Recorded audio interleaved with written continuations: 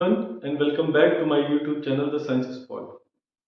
मुझे पता था कि आप लोग बहुत बेसब्री से इंतजार कर रहे होंगे, तो चलिए आज हम नए टॉपिक लेके आए आपको रेस्पिरेटरी सिस्टम। लास्ट लेक्चर में हमने आपको डाइजेस्टिव सिस्टम पढ़ाया था, आज हम रेस्पिरेटरी सिस्टम पढ़ाएंगे। धीरे धीरे हम पूरी ह्यूमन फिजियोलॉजी को कवर कर लेंगे। आज हम रेस्पिरेटरी सिस्टम की बात करते हैं। तो सिस्टम हमने आपको बताया हुआ है ऑर्गन का सिस्टम होता है। जब कई सारे ऑर्गन्स मिल जाते हैं तो उसको बोलते हैं ऑर्गन सिस्टम। अब वो ऑर्गन जो आपको सांस लेने में मदद करे वो कौन सा सिस्टम बनाते हैं? Respiratory system.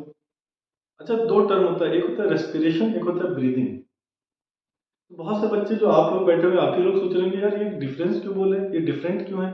दोनों सेम चीज होना चाहिए, रेस्पिरेशन और ब्रीदिंग दोनों सेम होता है, लेकिन ऐसा नहीं है बेटा। रेस्पिरेशन और ब्रीदिंग अलग अलग चीज होती है। वो हम आपको नेक्स्ट क्लास में बताएंगे कि रेस्पिरेशन क्या होता है और ब्रीदिंग क्या होता है। इवन ब्रीदिंग जो है, सांस लेना, वो रेस्पिरेशन का एक हिस्सा है। फिलहाल हम देखेंगे जो रेस्पिरेटरी सिस्टम है, सांस लेने का सिस्टम है, उसमें क्या क्या आता है। ठीक है बेटा। अब सांस लेने के सिस्टम में हम सबसे पहले देखेंगे जो पहला ऑर्गन है वो नोज। सबसे पहला ऑर्गन क्या है? नोज। नोज में ये देखिए ओपनिंग से, इनको बोलते हैं नॉस्ट्रिल। नोज की ओपनिंग को क्या बोलते हैं? नॉस्ट्रिल। तो सबसे पहले एयर नॉस्ट्रिल से नोज में एंटर कर जाएगी। नोज में देखिए अंदर एक कैविटी है, खाली जगह है। इस कैविटी को बोलते हैं नेजल कैविटी। नेजल मतलब नोज, कैविटी मतलब खाली जगह। अब ये नेजल कैविटी के आगे ये देखिए एक ट्यूब है, एक रास्ता है, इसको बोलते हैं नेजोफेरिंग्स। नेजो मतलब नोज, फेरिंग्स आप पता है ट्यूब है। हमने आपको डाइजेस्टिव सिस्टम में बताया हुआ है कि फेरिंग्स क्या होती है? एक ट्यूब होती है जो किसी चीज को आगे बढ़ाती है। अगर वो खाने को आगे बढ़ा रही है तो ओरोफेरिंग्स, ओरल मतलब माउथ, तो वो फेरिंग्स जो माउथ से जुड़ी है ओरोफेरिंग्स। अगर वो एयर को आगे बढ़ा रही है तो नेजोफेरिंग्स। देखिए नेजोफेरिंग्स ओरोफेरिंग्स मिले हुए हैं। जब आप नाक में कोई दवा डालते हैं तो कभी कभी आपको माउथ में टेस्ट आ जाता है, उसका रीजन क्या है? नेसोफेरिंग्स और ओरोफेरिंग्स जुड़े हुए हैं। अब ये एयर नेसोफेरिंग्स आगे बढ़ेगी और एक स्ट्रक्चर में जाएगी, एक ऑर्गन में जाएगी, इसको बोलेंगे लैरिंग्स।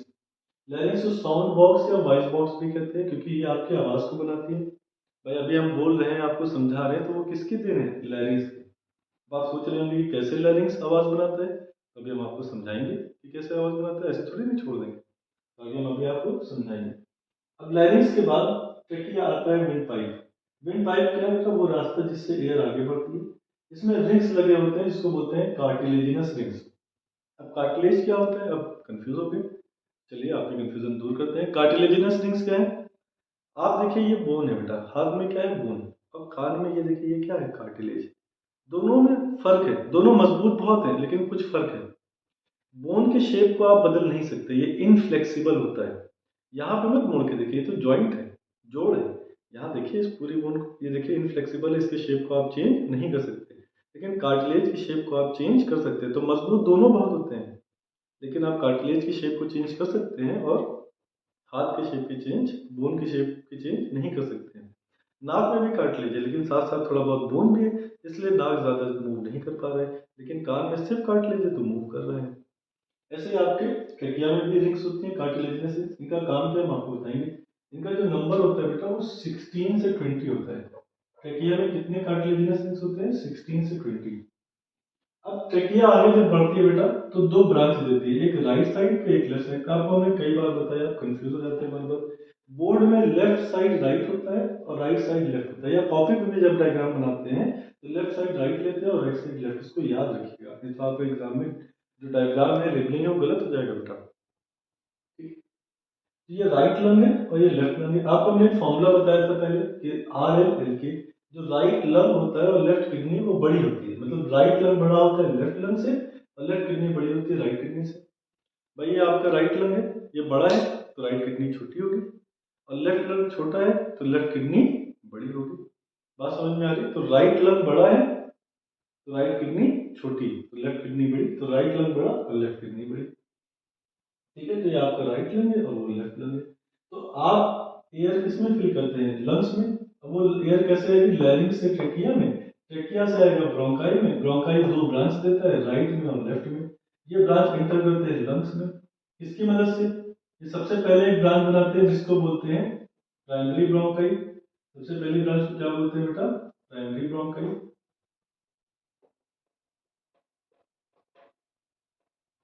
प्राइमरी ब्रोंकाई या प्राइमरी ब्रोंक्यूल जो होता है बेटा, आगे एक ब्रांच देता है जिसको बोलते हैं सेकेंडरी ब्रोंक्यूल। ये क्या है आपकी? Secondary bronchiole. और सेकेंडरी ब्रोंक्यूल टर्मिनेट करता है, खत्म होता है एक ब्रांच पे, जिसको बोलते हैं टर्शियरी ब्रोंक्यूल। आपको पता है केमिस्ट्री में आप पढ़ते हैं, प्राइमरी मतलब जो पहले है, सेकेंडरी जो बाद में, टर्शियरी जो उसके बाद में है। समझ में आ रहा है बेटा? तो आपका ये जो राइट और लेफ्ट ब्रोंकाई है वो आगे बढ़ता है, तो ये देखिए रेड पार्ट में आता है, रेड पार्ट को बोलते हैं प्राइमरी ब्रोंक्यूल। तो ये रेड पार्ट ब्लू पार्ट देते हैं, इसको बोलते हैं सेकेंडरी ब्रोंक्यूल। और ब्लू पार्ट में और ब्रांच होती है, देखिए ये वाई शेप की, इसको बोलते हैं टर्शियरी ब्रोंक्यूल। टर्शियरी ब्रोंक्यूल गोल गोल स्ट्रक्चर में खत्म होता है, इसको बोलते हैं एल्वेलाई। असल में आपकी एयर एल्वेलाई में ही आके फिल होती है। हर लंग में, हर फेफड़े में लगभग 300 मिलियन एल्वेलाई होता है। एक फेफड़े में लगभग 300 मिलियन एल्वेलाई होता है, तो टोटल लगभग 600 मिलियन एल्वेलाई होगा। आप सोचिए मिलियंस में एल्वेलाई है, कितना कॉम्पैक्ट स्ट्रक्चर है, ऊपर वाले ने कितना सब कुछ दबा के रखा हुआ है। तो एयर आपके नोज से एंटर किया और अल्टीमेटली एल्वेलाई में चली जाती है।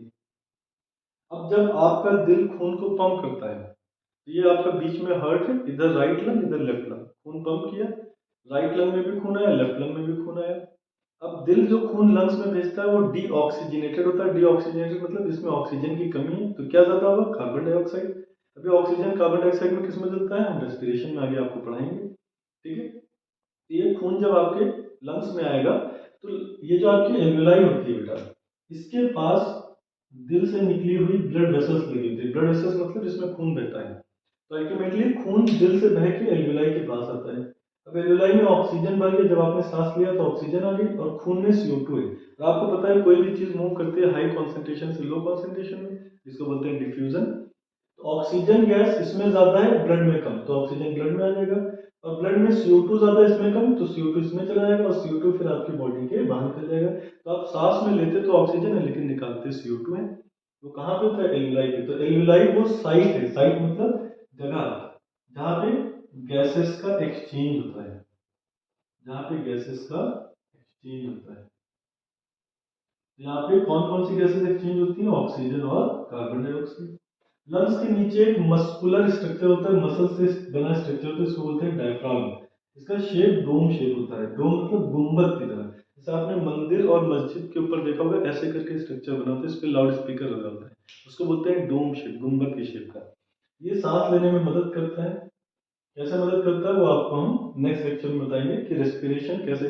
नेक्स्ट लेक्चर में हम आपको बताएंगे रेस्पिरेशन क्या होता है, उसके टाइप्स क्या होते हैं, ब्रीदिंग और रेस्पिरेशन में क्या फर्क है, और सांस का लेने का तरीका, मैकेनिज्म क्या है। क्लियर? अभी फिलहाल आप सिर्फ रेस्पिरेटरी सिस्टम पढ़ रहे हैं। लॉन्ग वीडियोस बनाते हैं तो आप बोर हो जाते हैं, और आपको बोर करने का मेरा कोई इंटेंशन नहीं। आप खुशी खुशी पढ़िए, आपको समझ में आएगा तो आपको नेक्स्ट लेक्चर मिलेगा, ठीक है? बस आप कमेंट बॉक्स में डालिए, अगर समझ में आ रहा है तो आप कमेंट बॉक्स में प्यारा सा मैसेज डाल दिए कि सर आगे का भी पढ़ा दीजिए, तो आपको आगे का भी लेक्चर मिल जाएगा, ठीक है?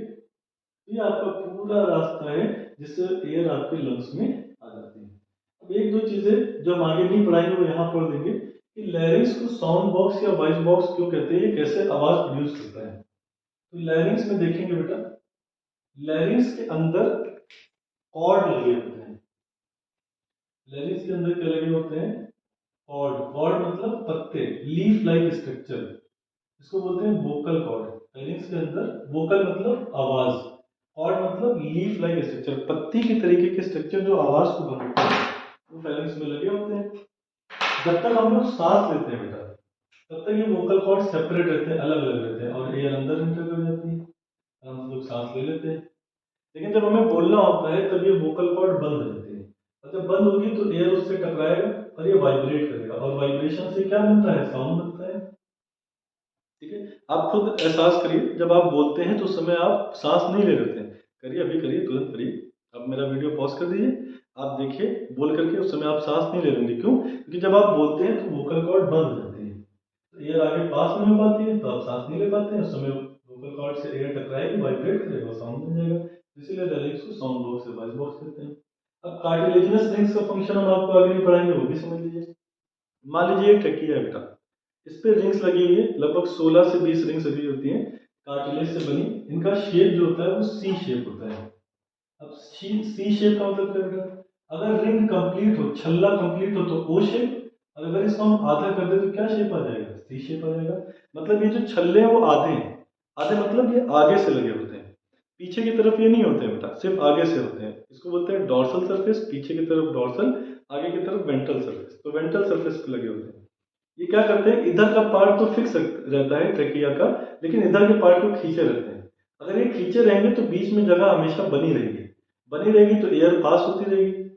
अगर ये खींचे ना तो ये दोनों आपस में ट्रेकिया का दोनों जो साइड है वो मिल जाएगा, मिलेगा तो एयर पास नहीं हो पाएगी, ये जगह अंदर की जगह खत्म हो जाएगी, जिससे चोक होगा और इंसान की मौत हो जाएगी। तो कार्टिलेजिनस रिंग्स ट्रेकिया को खींचे रहते हैं ताकि एयर आसानी से पास हो जाए। ठीक है, एक चीज और समझ लीजिए, फिर आपको नेक्स्ट लेक्चर पे ही बताएंगे, क्यों ज्यादा भी बता दें, पता चले आप नेक्स्ट वीडियो का वेट ही ना करें। नेक्स्ट वीडियो का वेट भी तो करना चाहिए, है ना। देखिए बेटा, ये जो आपका, हमने आपको डाइजेस्टिव सिस्टम भी पढ़ा है, रेस्पिरेटरी सिस्टम भी पढ़ा है। डाइजेस्टिव सिस्टम में आपने पढ़ा कि ईसोफेगस होता है, फूड पाइप। रेस्पिरेटरी सिस्टम में आपने पढ़ा ट्रेकिया होता है, विंड पाइप। फूड पाइप को बोलते हैं ईसोफेगस और विंड पाइप को बोलते हैं ट्रेकिया। अब दोनों का लोकेशन भाई दोनों आपके गले में है। अब आप कंफ्यूज हैं, इस समय कंफ्यूज होंगे, देखिए देखिए कितना ज्यादा कंफ्यूज है। तो आप कंफ्यूज होंगे कि बताइए ट्रेकिया और ईसोफेगस दोनों गर्दन से गुजर रही है आपके गले से, तो कहाँ पर है, देखिए कहाँ पर है। पहले आपका ट्रेकिया होता है बेटा, विंड पाइप, और उसके पीछे होता है फूड पाइप। तो आगे की तरफ क्या है, विंड पाइप, और पीछे की तरफ क्या है, फूड पाइप। अब समझ में आया, देखा समझ में आ गया। अब जब आप खाना खाते हैं बेटा, तो खाना पहले ट्रेकिया पे गिरता है या लैरिंग्स पे गिरता है, मतलब वो खाना आपके विंड पाइप में आने की कोशिश करता है। लेकिन देखिए यहाँ पे एक मोड़ आ गया। क्या मोड़ आ गया बच्चों, अब देखेंगे। जब फूड आने की कोशिश करता है तो लैरिंग्स की ओपनिंग को एक नाम देते हैं बेटा। लैरिंग्स की ओपनिंग को बोलते हैं ग्लोटिस। लैरिंग्स की ओपनिंग को क्या बोलते हैं, ग्लोटिस। ग्लोटिस के ऊपर देखिए बेटा एक ढक्कन लगा होता है, इस ढक्कन को बोलते हैं बेटा एपीग्लोटिस। एपी का मतलब होता है एबव, एपी का मतलब क्या होता है बेटा, एबव। तो ग्लॉटिस के ऊपर एपीग्लॉटिस, एपी मतलब एबव, तो ग्लॉटिस के ऊपर एक ढक्कन है एपीग्लॉटिस। जब फूड आपके ओरोफेरिंक्स से ट्रेकिया में विंड पाइप में एंटर करने की कोशिश करता है तो ये ढक्कन बंद हो जाता है, जिससे फूड इसमें एंटर नहीं कर पाता और किसमें चला जाता है, फूड पाइप में। तो देखिए समझ में आया कि आपका खाना विंड पाइप में जाने की कोशिश करता है लेकिन चला जाता है फूड पाइप में, क्योंकि एपीग्लॉटिस विंड पाइप को या ग्लॉटिस को बंद कर लेता है। अच्छा, कभी कभी खाना चला जाता है, इसीलिए क्यों, आप जब खाना खाते वक्त बोल रहे होते हैं ना, तो जब बोलते हैं तो एयर अंदर से, जो आपकी लंग्स से एयर बाहर की तरफ प्रेशर लगाती है, तो जब आप बोलते हैं तो अंदर से एयर प्रेशर लगाते हो, ये एपिग्लोटिस खुल जाता है, ये ढक्कन हट जाता है और ग्लोटिस खुल जाता है। अब ये फूड किसमें चला जाएगा, विंड पाइप में। तो जब आप खाना खाते हैं बेटा और उस समय बोल रहे होते तो कभी कभी आपका खाना विंड पाइप में चला जाता है। जब विंड पाइप में चला जाता है तो उसको निकालने की कोशिश की जाती है और आपको खांसी आने लगती है। जैसे आपके लंग्स में बलगम जम जाए तो आपको खांसी आती है, ताकि बलगम बाहर आ जाए। जैसे अगर फूड भी चला गया लंग्स में या विंड पाइप में तो भी आपको खांसी आने लगेगी, ताकि वो बाहर निकल जाए। तो होप आप लोग को रेस्पिरेटरी सिस्टम समझ में आया होगा। अगर आपको नेक्स्ट वीडियो देखनी है तो आप मुझे कमेंट बॉक्स में बता दीजिएगा, आपको मैं पूरा मैकेनिज्म बता दूंगा कि कैसे सांस लिया जाता है और रेस्पिरेशन ब्रीदिंग में फर्क क्या है, ये भी आपको पता जाएगा। तो अगर वीडियो पसंद आई है तो लाइक शेयर और सब्सक्राइब करिए, जिन्होंने बेल आइकन नहीं प्रेस किया उसको भी प्रेस कर दीजिए, और दूसरे लोगों की मदद करिए, सिर्फ अपना फायदा मत करिए। ओके।